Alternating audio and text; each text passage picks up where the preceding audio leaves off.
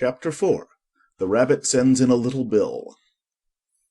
It was the White Rabbit trotting slowly back again, and looking anxiously about as it went, as if it had lost something, and she heard it muttering to itself. The Duchess, oh my dear paws, oh my fur and whiskers! She'll get me executed, as sure as ferrets are ferrets. Where can I have dropped them, I wonder? Alice guessed in a moment that it was looking for the fan and the pair of white kid gloves, and she very good-naturedly began hunting about for them, but they were nowhere to be seen. Everything seemed to have changed since her swim in the pool, and the great hall, with the glass table and the little door, had vanished completely. Very soon the rabbit noticed Alice as she went hunting about, and called out to her in an angry tone. Why, Mary Ann, what are you doing out here? Run home this moment and fetch me a pair of gloves and a fan. Quick now! And Alice was so much frightened that she ran off at once in the direction it pointed to, without trying to explain the mistake it had made. "He took me for his housemaid," she said to herself as she ran. "How surprised he'll be when he finds out who I am! But I'd better take him his fan and gloves. That is, if I can find them." As she said this, she came upon a neat little house, on the door of which was a bright brass plate with the name W. Rabbit engraved upon it. She went in without knocking, and hurried upstairs, in great fear lest she should meet the real Mary Ann, and be turned out of the house before she had found the fan and gloves. "How queer it seems," Alice said to herself, "to be going messages for a rabbit. I suppose Dinah'll be sending me on messages next." and she began fancying the sort of thing that would happen. "Miss Alice, come here directly and get ready for your walk. Coming in a minute, nurse, but I've got to see that the mouse doesn't get out. Only I don't think," Alice went on, "that they'd let Dinah stop in the house if it began ordering people about like that." By this time she had found her way into a tidy little room with a table in the window, and on it, as she had hoped, a fan, and 2 or 3 pairs of tiny white kid gloves. She took up the fan and a pair of the gloves, and was just going to leave the room when her eye fell upon a little bottle that stood near the looking-glass. There was no label this time with the words "Drink me," but nevertheless she uncorked it and put it to her lips. "I know something interesting is sure to happen," she said to herself, "whenever I eat or drink anything, so I'll just see what this bottle does. I do hope it'll make me grow large again, for really I'm quite tired of being such a tiny little thing." It did so indeed, and much sooner than she had expected. Before she had drunk half the bottle, she found her head pressing against the ceiling, and had to stoop to save her neck from being broken. She hastily put down the bottle, saying to herself, "That's quite enough. I hope I shan't grow any more. As it is, I can't get out at the door. I do wish I hadn't drunk quite so much." Alas, it was too late to wish that. She went on growing and growing, and very soon had to kneel down on the floor. In another minute there was not even room for this, and she tried the effect of lying down, with one elbow against the door and the other arm curled round her head. Still she went on growing, and as a last resource she put one arm out of the window and one foot up the chimney, and said to herself, "Now I can do no more, whatever happens. What will become of me?" Luckily for Alice, the little magic bottle had now had its full effect, and she grew no larger. Still it was very uncomfortable, and as there seemed to be no sort of chance of her ever getting out of the room again, no wonder she felt unhappy. "It was much pleasanter at home," thought poor Alice, "when one wasn't always growing larger and smaller and being ordered about by mice and rabbits. I almost wish I hadn't gone down that rabbit hole, and yet it's rather curious, this sort of life. I do wonder what can have happened to me. When I used to read fairy tales, I fancied that kind of thing never happened, and now here I am in the middle of one. There ought to be a book written about me, that there ought, and when I grow up, I'll write one. But I'm grown up now." she added in a sorrowful tone. "At least there's no room to grow up any more here. But then," thought Alice, "shall I never get any older than I am now? That'll be a comfort one way, never to be an old woman. But then, always to have lessons to learn. Oh, I shouldn't like that." "Oh, you foolish Alice," she answered herself. "how can you learn lessons in here? Why, there's hardly room for you, and no room at all for any lesson books." And so she went on, taking first one side and then the other, and making quite a conversation of it altogether. But after a few minutes she heard a voice outside, and stopped to listen. Mary Ann, Mary Ann, said the voice.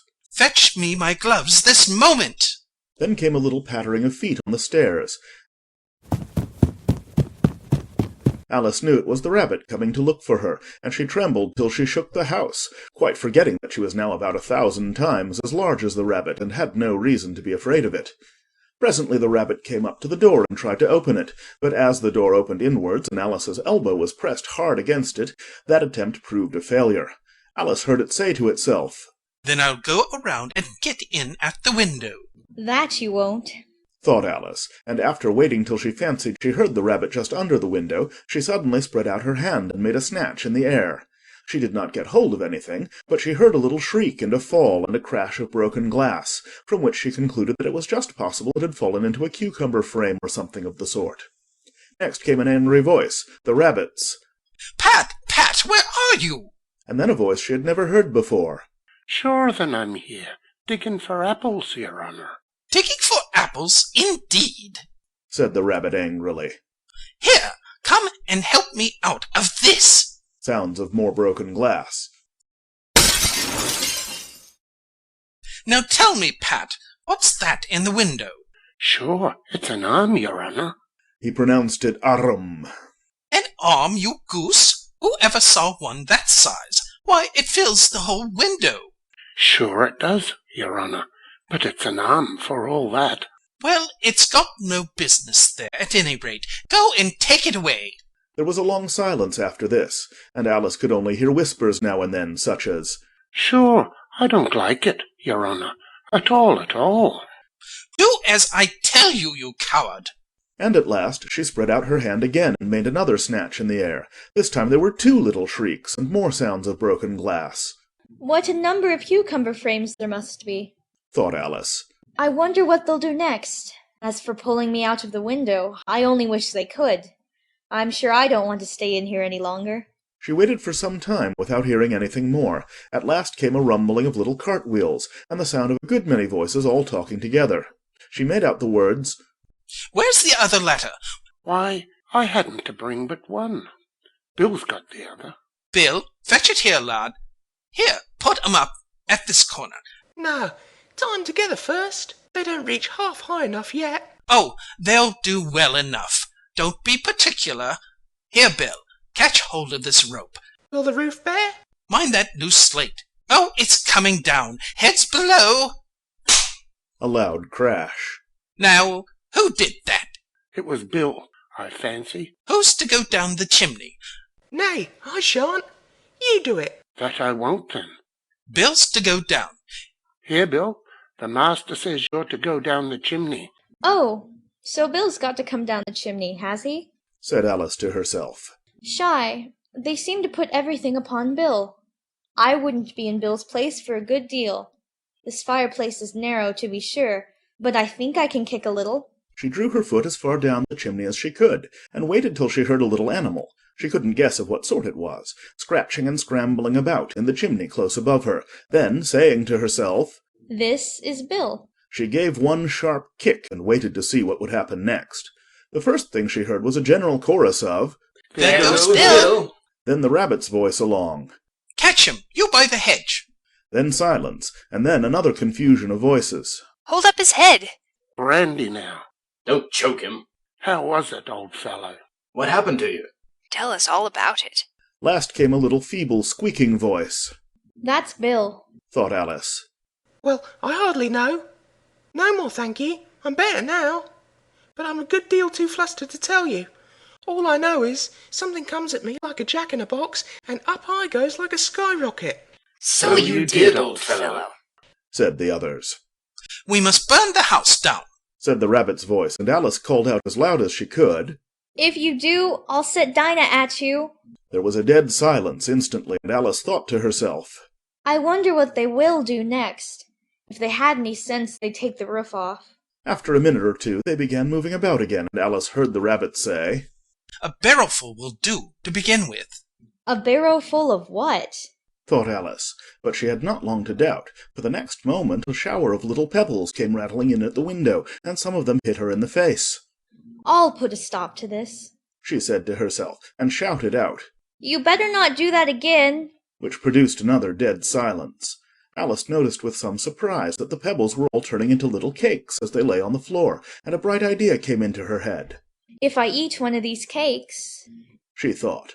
It's sure to make some change in my size, and as it can't possibly make me larger, it must make me smaller, I suppose. So she swallowed one of the cakes and was delighted to find that she began shrinking directly. As soon as she was small enough to get through the door, she ran out of the house, and found quite a crowd of little animals and birds waiting outside. The poor little lizard, Bill, was in the middle, being held up by 2 guinea pigs, who were giving it something out of a bottle. They all made a rush at Alice the moment she appeared, but she ran off as hard as she could, and soon found herself safe in a thick wood. The first thing I've got to do, said Alice to herself as she wandered about in the wood, is to grow to my right size again, and the second thing is to find my way into that lovely garden. I think that will be the best plan.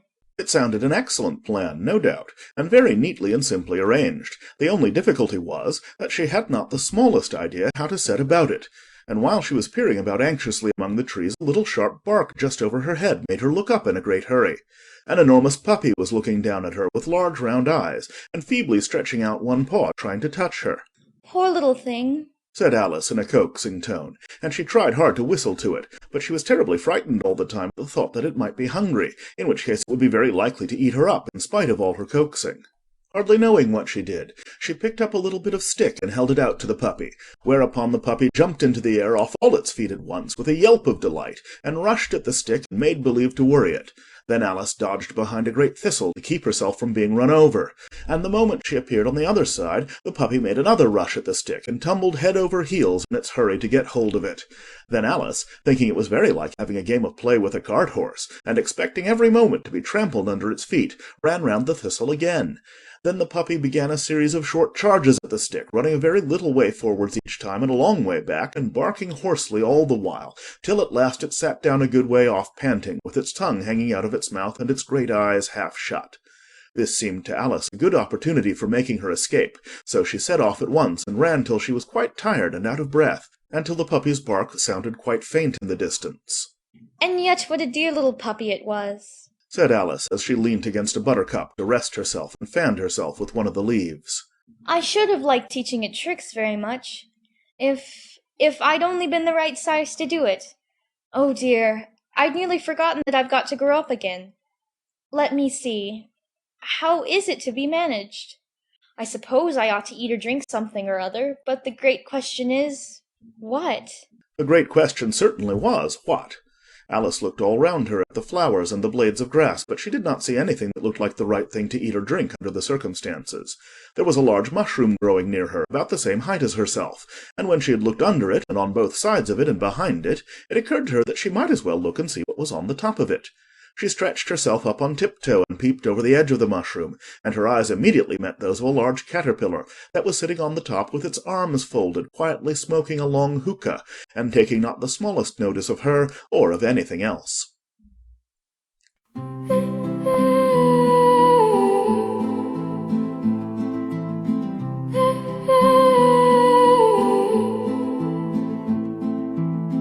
I saw a rabbit running fast, with a little coat and a golden glass. He said I'm late and ran away, so I followed him without delay. Down, down, down the rabbit hole, into a land I can't control. Up is down and big is small. In Wonderland I've seen it all.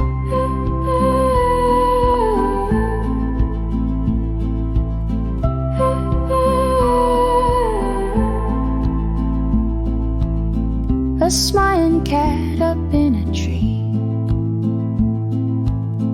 he disappeared and laughed at me. A hatter poured me tea with flair, at a party with no room to spare. Down, down, down the rabbit hole, into a land I can't control. Left is right and night is day. In Wonderland I lost my way.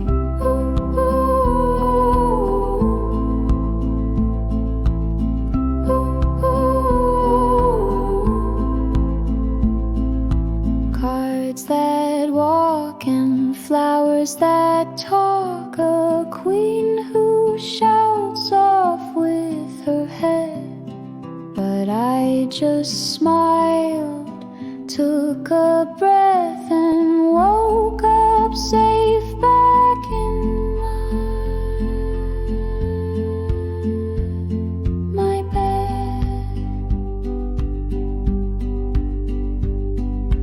Down, down, down the rabbit hole. Dreams can take a heavy toll.